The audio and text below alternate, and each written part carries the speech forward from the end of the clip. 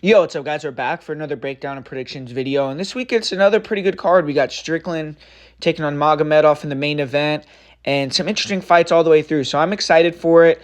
And like always, man, hit the like button. Let's try to get 100 likes on this video. I would really appreciate that, man. Everyone listening to me right now, hit that like button. Let's try to run those likes up on this video. I would really appreciate it. And put a comment down below. Let's try to get some interaction on this video. Let's try to talk back and forth. I'll try to get back to you guys and comment back to the people that comment on this video.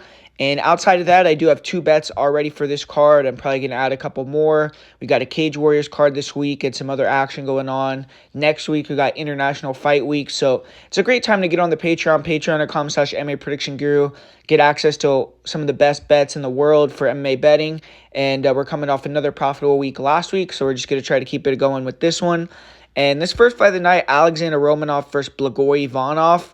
Man, I mean, how the mighty have fallen, right? Alexandr Romanov, when he fought Marcin Tybura, he was in marquee spots on the card. He was getting pushed by the UFC. They were looking at him as a potential future UFC champion or UFC title contender.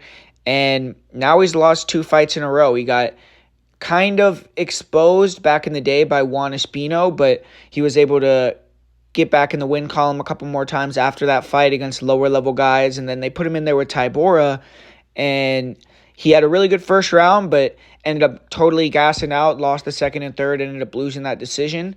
And then he had his last fight with Alexander Volkov, where if you remember the progression of Romanov's career, he came into the UFC kind of flabby, out of shape, then lost a lot of weight. He was in, much better physical shape in his fight against Tybura when you just look at him. And then he reverted back at the Volkov fight. He looked horrible. I mean, the guy was way out of shape, it looked like. And he attempted one takedown. It didn't work for him. And then he quit, basically, and gave up and let Volkov get on top of him and finish the fight. So that performance was really bad. It seemed like he didn't really know how to handle that first loss of his career. Maybe it spiraled him. And, I didn't like that performance whatsoever. I think that Romanov has a lot to prove here. I'm going to be interested to see what he looks like on the scales. And I want to see what he's talking about this week during the media and all that, because I'm a little bit worried about how Romanov's actually going to perform, if he's going to perform up to his full capability. But he's taking on Blagoy Ivanov, who's an older guy, I think 36 years old, which isn't crazy old for heavyweight, but he's a veteran. He's been around. He trained at AKA for a long time with DC, Kane, and those guys. And he's a serviceable fighter. I mean, he has kind of been up and down in the UFC, but he's a good tester because he's extremely durable. You're not just going to be able to get him out of there, most likely. And he has a decent ability to box from the southpaw position.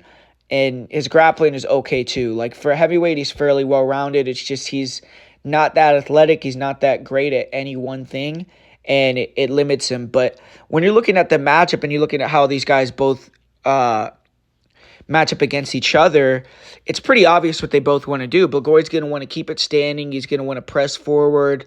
He's going to want to try to use his feints to draw at Romanov and then counter with his southpaw style, with the rear cross, with the uppercuts, with the overhands. And Blagoy can be very low volume, but he is fairly accurate with his counter punches. And even though he doesn't have one-shot knockout power at heavyweight, all these guys have the power to keep people honest. And I don't think Romanov's a guy that likes to get hit too much. I don't think he likes to be in kind of scrappy fights. So if Blagoy can make it difficult, I definitely think he could get a TKO just because Romanov looks for the way out.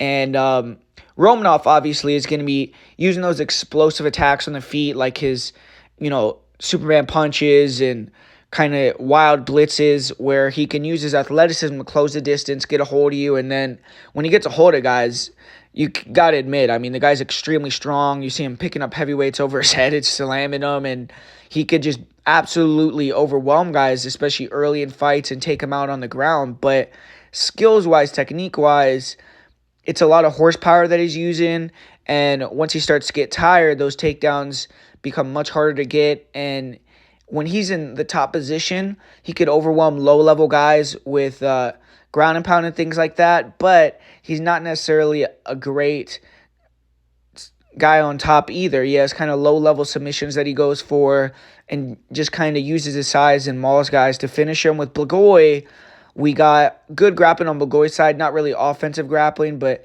he uses submissions, kind of counter takedown attempts. He can defend takedowns against the cage pretty good. And when he does get taken down, he stays calm and just stays safe until he can kind of try to find a way back up to his feet. And the issue in this fight is just he could potentially just get held against the cage or taken down and just kind of outworked in a really crappy fight.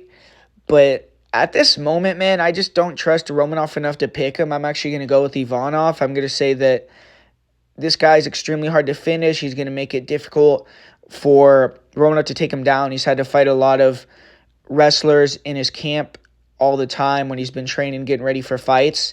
And I think that's going to help him here. And I feel like he's going to be able to extend Romanov. I think Romanov's kind of in a bad spot right now where he doesn't know where he's at in his career.